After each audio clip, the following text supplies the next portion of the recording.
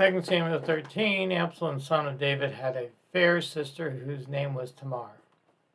And Amnon, her half-brother, son of David, loved her. And Amnon was so troubled that he fell sick for his half-sister Tamar, for she was a virgin, and Amnon thought it was impossible for him to do anything to her.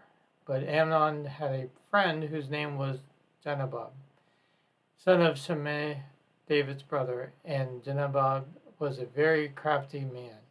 He said to Amnon, "Why are you, the king's son, so lean and weak-looking from day to day? Will you not tell me?" And Amnon said to him, "I love Tamar, my half-brother's Absalom's sister." Jenabab said to him, "Go to bed and pretend you are sick.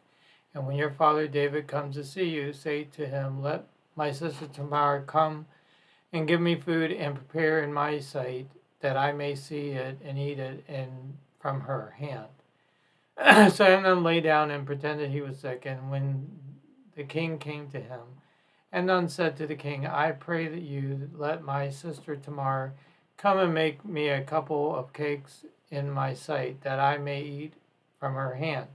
Then David sent home and told Tamar, "Go now to your brother Amnon's house and prepare food for him." So Tamar went to his brother's Amnon's house, and he was in bed. And she took dough and kneaded it and made cakes in sight and baked them. She took the pan and emptied it out before him, but he refused to eat. And Amnon said, "Send everyone out from me." So everyone went out from him. And Amnon said to Tamar, "Bring me food here into the bedroom, so I may eat from your hand." So Tamar took the cakes she made and brought them into the room, Amnon her brother. And when she brought them to him, he took hold of her and said, "Come lie with me, my sister." She replied, "No, my brother, do not force and humble me, for such a thing should be done in Israel. Do not do this foolhardily scandalous thing. And how could I rid myself of my shame? And you will be considered one of the stupid fools in Israel. Now therefore I pray you, speak to the king, for he will not withhold me from you." But he would not listen to her, and being stronger than she, he forced her to lay with her. And Amnon hated her exceedingly, so that his hatred for her was greater than the love which he had loved her. And Amnon said to her, "Get up and get out." But she said, "No, the great evil of sending me away is worse than what you did to me." But he would not listen to her. He called the servant who served him and said, "Put this woman out of my presence now, and bolt the door after her."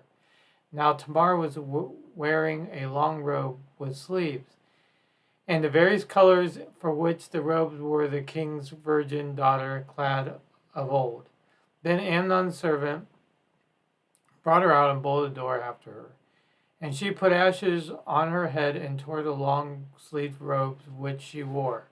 And she said, she laid her hand on her head, and went away shrieking and wailing. And Absalom, her brother, said to her, "Has your brother Amnon been with you? Be quiet now, my sister. He is your brother. Take not this matter to heart." So Tamar dwelt in her brother's Amnon's house, a desolate woman. But when King David heard of these things, he was very angry. And Absalom spoke to Amnon, neither good nor bad.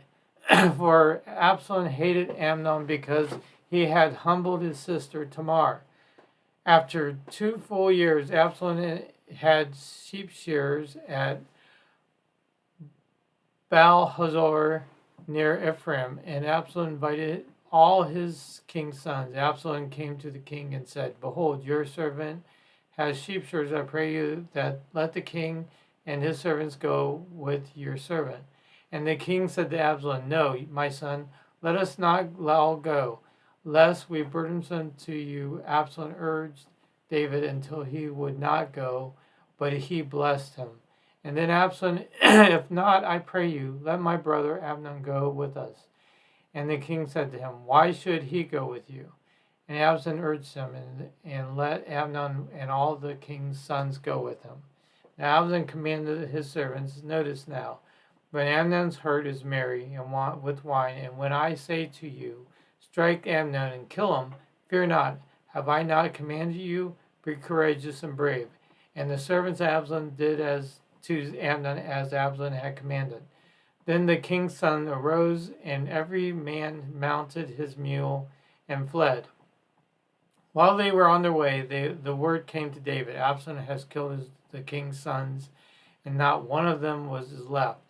Then the king arose and tore his garments and lay on the floor, and all the servants standing by tore their clothes.